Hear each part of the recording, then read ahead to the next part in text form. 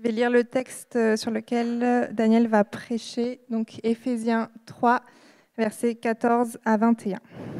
Voilà pourquoi je plie les genoux devant le Père de notre Seigneur Jésus-Christ, de qui toute famille dans le ciel et sur la terre tient son nom. Je prie qu'il vous donne, conformément à la richesse de sa gloire, d'être puissamment fortifié par son esprit dans votre être intérieur, de sorte que le Christ habite dans votre cœur par la foi.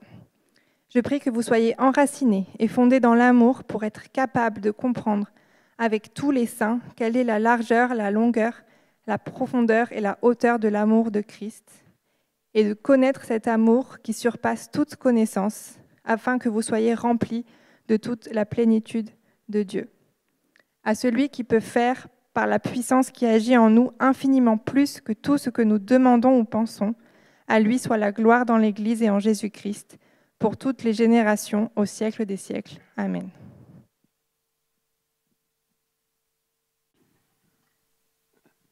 Je crois que l'automne est arrivé, n'est-ce pas? L'été est fini. Voilà.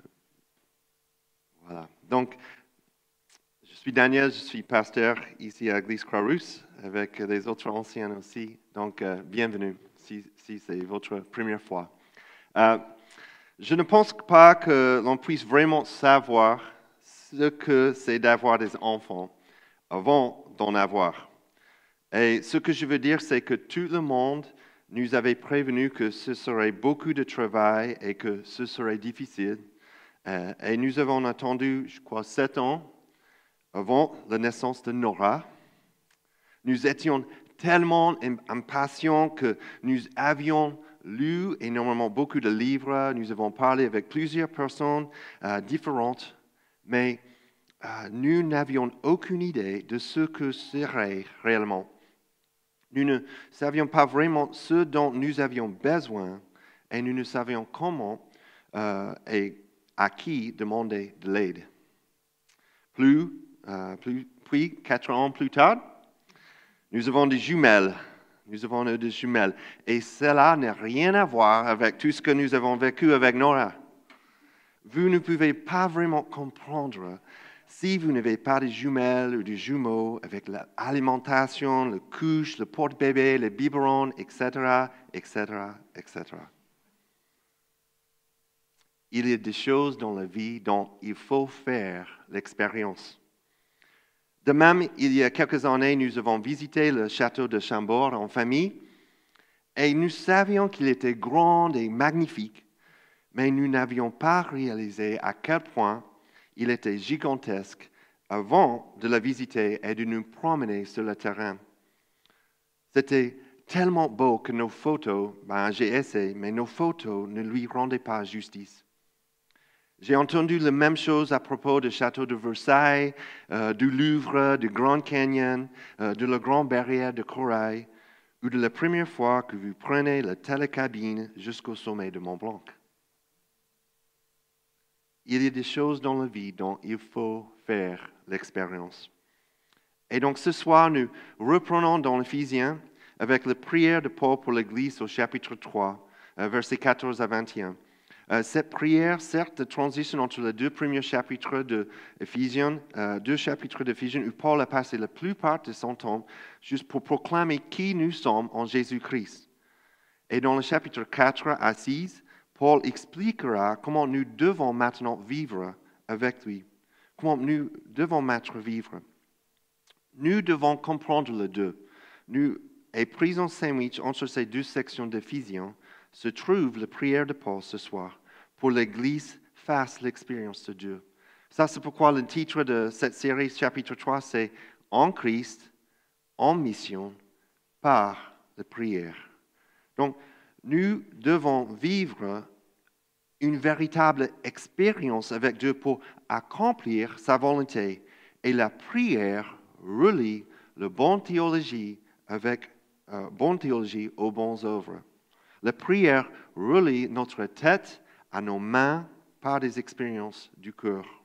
Donc, un peu comme Christine et moi, quand nous préparions à avoir des enfants, la première fois que nous avons vu le château de Chambord et que nous ne savions pas vraiment à quoi nous attendre, Paul prie pour que les chrétiens et l'Église de l'Éphèse, qui font déjà partie de la famille de Dieu, sont des chrétiens, demandent et plaident pour plus que ce qu'ils peuvent imaginer ou expérimenter dans leur vie avec le Christ. Il prie donc avec l'audace que procure une relation familiale. Il prie pour que Dieu accomplisse beaucoup de choses dans leur vie et en cela, ce qu'il a déjà commencé et en qui il a profondément confiance.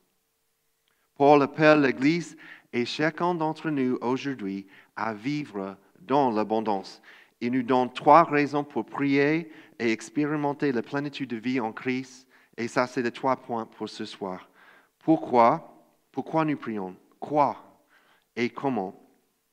Que vous soyez chrétien ou non chrétien, nous nous contentons tous aujourd'hui de si peu de tout ce que Dieu a prévu pour nos vies.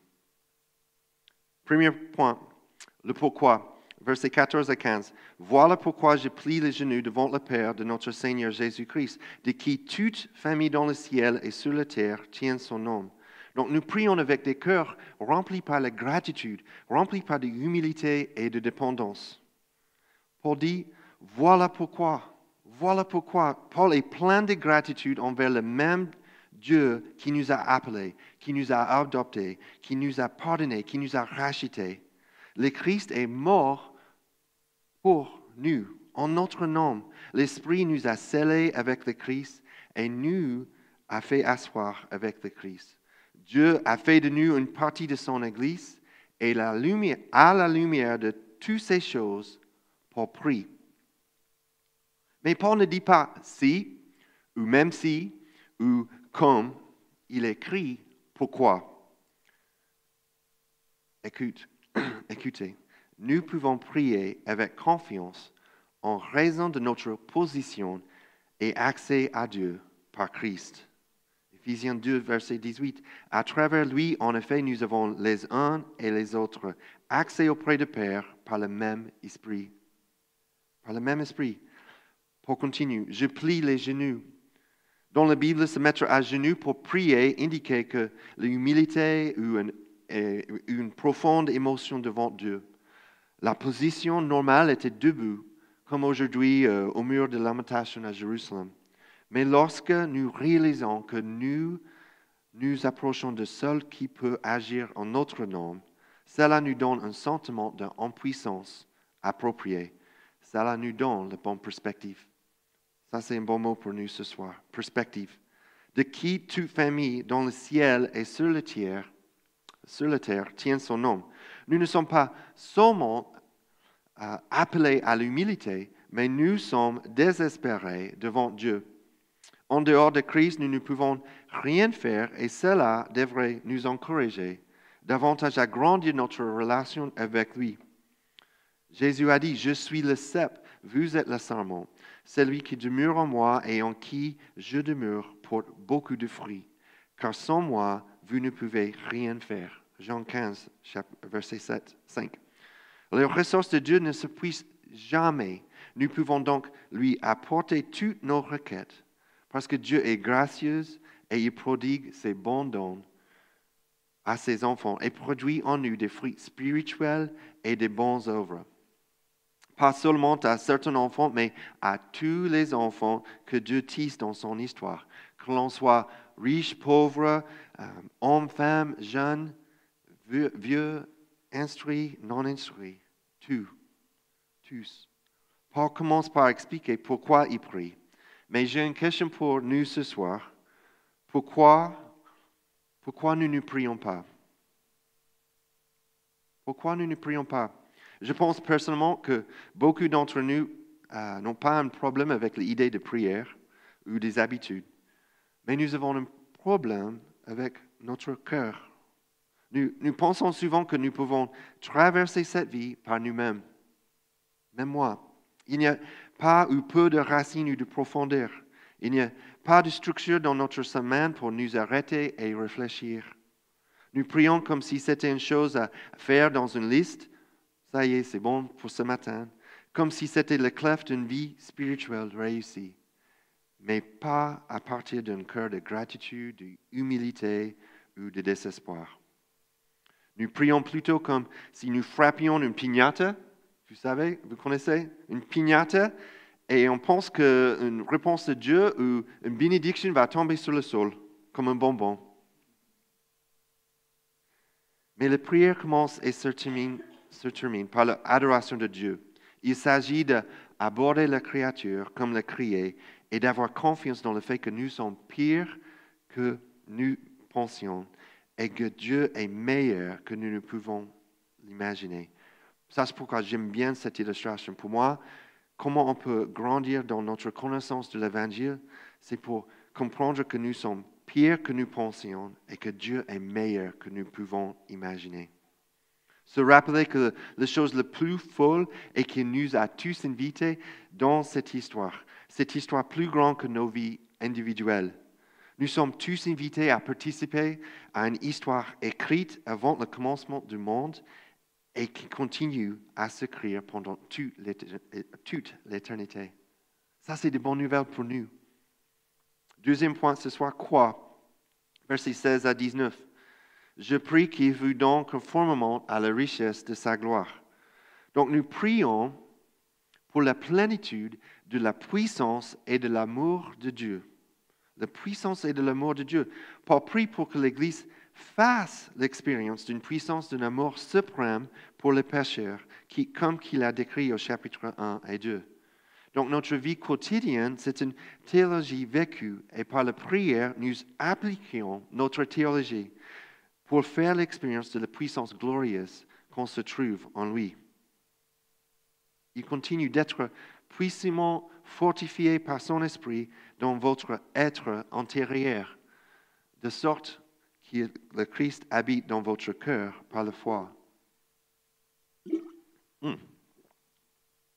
Par la foi. Paul demande à Dieu de fortifier le croyant par de force dans l'homme intérieur. Chrétien, comment combattre le péché, proclamer l'Évangile avec courage et aimer les gens comme le Christ nous a aimés? Comment on va le faire ça? Par la prière, en Christ, par la foi en lui. Par le Christ, l'Évangile transforme notre cœur, il transforme l'Église et l'Évangile renouvelle nos communautés et ce monde. C'est par l'Évangile et par son amour. Voilà pourquoi nous ne perdons pas courage. Et même si notre extérieur se détruit, notre être intérieur se renouvelle de jour en jour.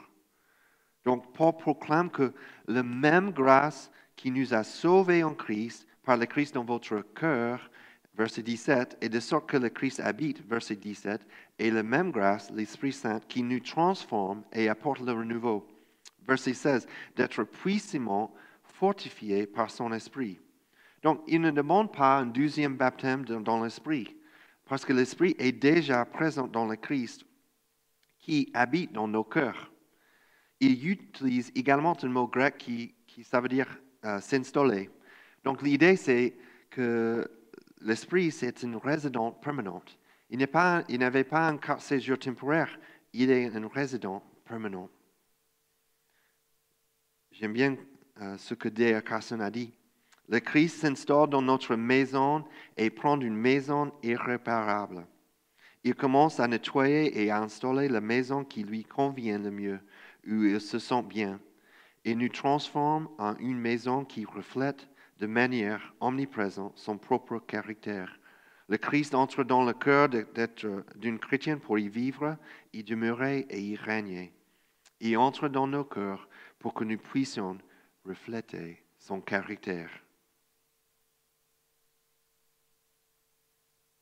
Paul continue. Je prie que vous soyez enracinés et fondés dans l'amour, pour être capables de comprendre avec tous les saints quelle est la largeur, la longueur, la profondeur et l'auteur de l'amour de Christ. Paul continue de prier pour qu'il fasse l'expérience d'un amour sans limite. Sans limite. Je vois plus en plus que j'ai des limites dans ma vie. Mais Paul prie qu'on peut recevoir un amour sans limite avec Dieu. John Stott a dit, l'amour doit être le sol dans lequel leur vie est enracinée. L'amour doit être le fondement sur lequel leur vie est construite Mais attention, vous ne pouvez pas construire des racines uniquement à partir d'émotions ou de l'absence de l'émotion. Jésus construit la fondation et construit la vie abondante au fil du temps. Il y a quelques années que nous sommes allés faire de la luge avec des amis dans le Vercors. Il n'y avait pas de toute neige ce jour-là, mais dans l'après-midi, la neige a commencé à bien tomber. Je pense que j'ai des photos. Nous pouvions à peine voir la luge et avons décidé de partir. Mais c'était un peu trop tard parce que nous sommes montés dans la voiture et malheureusement, au bout de 500 mètres, j'ai freiné trop fort, j'ai paniqué et la voiture a tiré dans le fossé.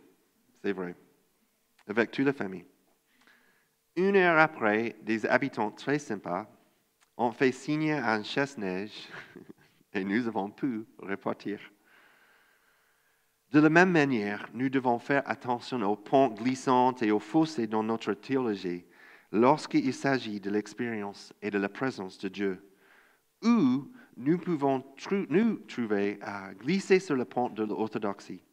Ça veut dire que nous devons faire attention à l'abus d'expérience, se baser trop sur notre expérience et ne pas se centrer sur le pro de Dieu. Et cela peut conduire à un certain type de mysticisme, d'hérésie et toutes sortes de problèmes. Et notre service, peut-être du culte, peut devenir un simple événement pour obtenir des réponses émotionnelles. Ce n'est pas le cas, mais c'est un danger. Mais aussi, nous devons également faire attention à l'évitement des expériences.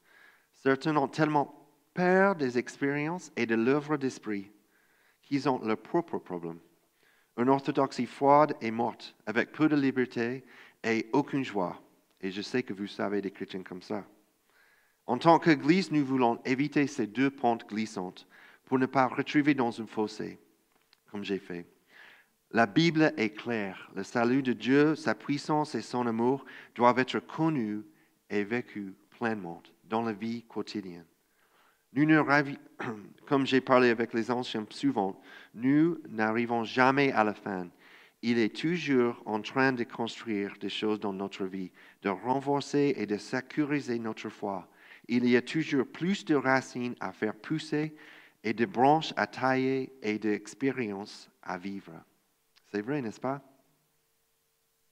Mais Paul continue, il dit tous les saints. Donc, nous ne sommes pas seuls.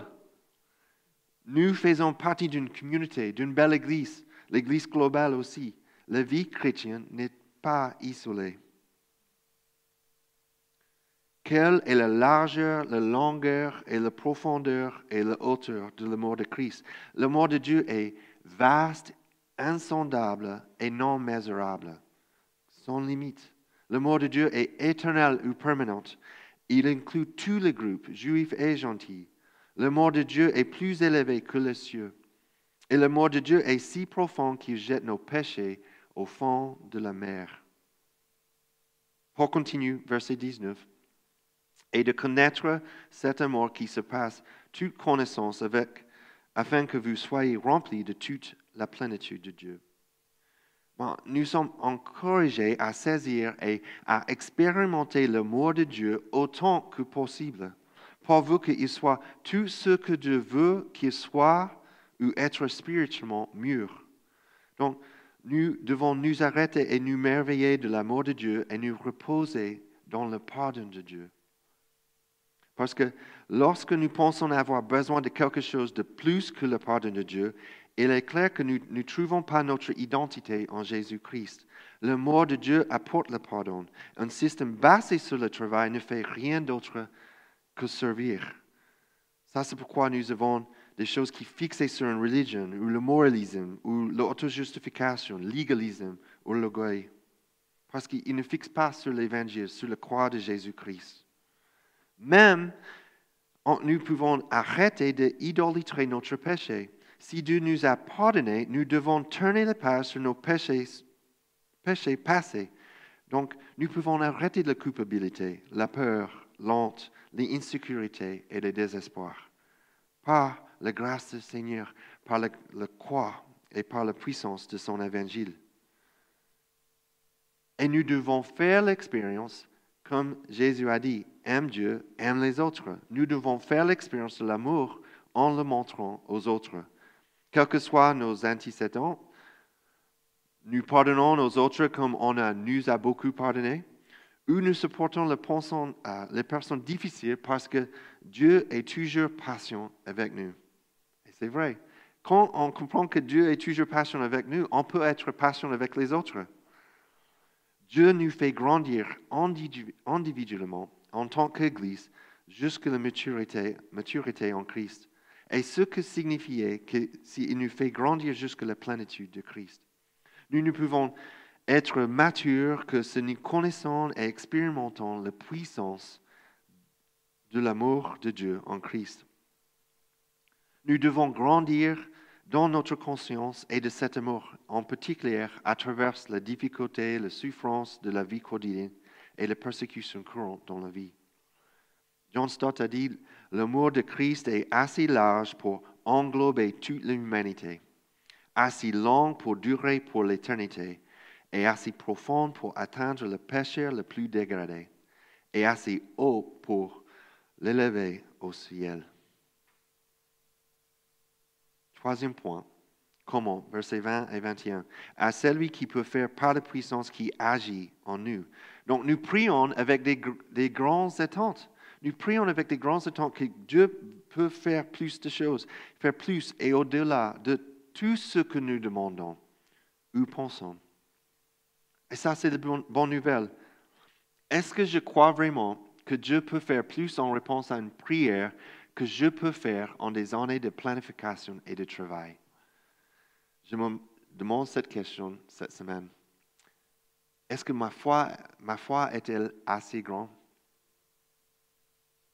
Notre Dieu est souverain. Il est plus grand que nous. Et nous pouvons partager tout avec lui.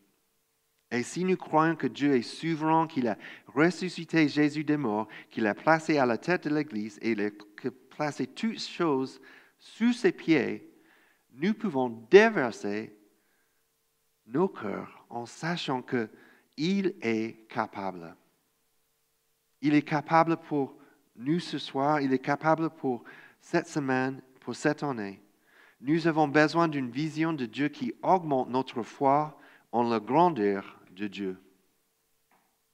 Et la première chose que Paul dit de Dieu est qu'il est capable de faire quelque chose. Le mot faire signifiait causer, effectuer, réaliser, accomplir, fournir ou créer. Donc, il désigne Dieu comme un ouvrier.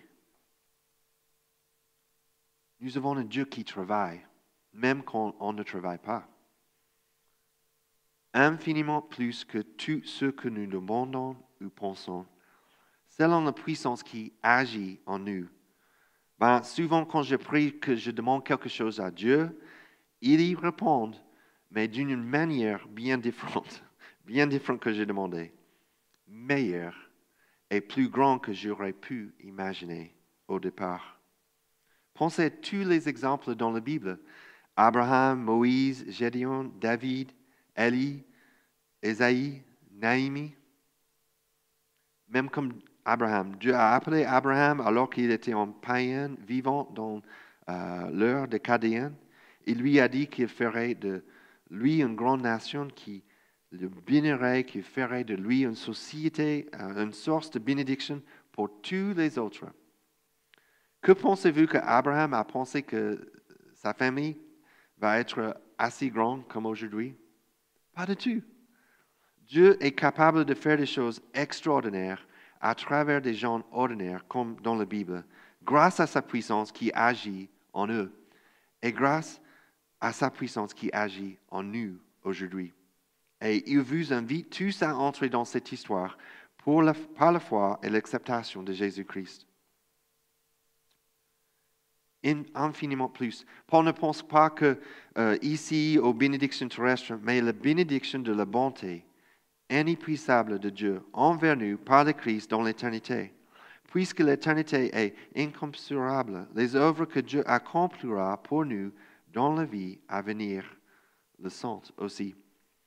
Dieu est capable de faire des choses auxquelles je pense seulement, mais que j'ai peur de demander. quel chemin de prière allez-vous choisir ce soir ou cette semaine? Quand vous demandez, vous ne recevez pas parce que vous demandez mal dans le but de satisfaire vos passions? Ou bien-aimés, si notre cœur ne nous condamne pas, nous avons de l'assurance devant Dieu. Quoi que nous demandions, nous le recevons de lui, parce que nous gardons ses commandements et faisons ce qui lui est agréable. Paul termine son prière pour nous. À lui soit la gloire dans l'Église et en Jésus-Christ, toutes les générations, au siècle des siècles. Amen. Dieu bénit son peuple pour sa propre gloire, pour toujours. La bonne nouvelle est que nous sommes tous invités à vivre cette même expérience lorsque vous mettez votre confiance en Jésus. Ce n'est pas seulement pour les héros de la foi, mais nous pouvons aussi avoir confiance, selon sa puissance qui est à l'œuvre en nous. Votre meilleure vie future se trouve dans une vie enracinée et construite sur le rocher de Jésus, et non sur le sable du pouvoir, du sexe ou de la célébrité dans ce monde. Si vous êtes fatigué d'essayer d'obtenir une vie meilleure aujourd'hui, vous pouvez vous reposer en sachant que votre vie meilleure se trouve en Jésus. Elle ne sera pas sans lutte et sans douleur, mais elle sera remplie de puissance et d'amour et de la richesse de la gloire de Dieu, plus que vous ne pourrez jamais l'imaginer. C'est par cette grande puissance à l'œuvre en nous que ces grandes promesses pour toutes les générations, au siècle des siècles, doivent s'accomplir. Donc ça, c'est pourquoi nous prions avec un cœur plein de gratitude, d'humilité et de dépendance. Nous prions pour la plénitude de la puissance et de l'amour de Dieu. Et nous prions avec des grandes attentes. Comment? Je ne sais pas ce soir si c'était une semaine chargée, si vous avez pris du temps avec Dieu, mais profitez-vous bien ce soir. Prends du temps avec le Seigneur. Si vous avez des questions, je suis là, on peut prier ensemble. Mais Dieu nous entend. Il attend nos prières. Il est plus grand que nos obstacles, toutes les choses, nos circonstances aujourd'hui. Et il veut entendre nos prières. Et il est capable. Il est capable de travailler dans votre vie, dans votre cœur et dans mon cœur aussi.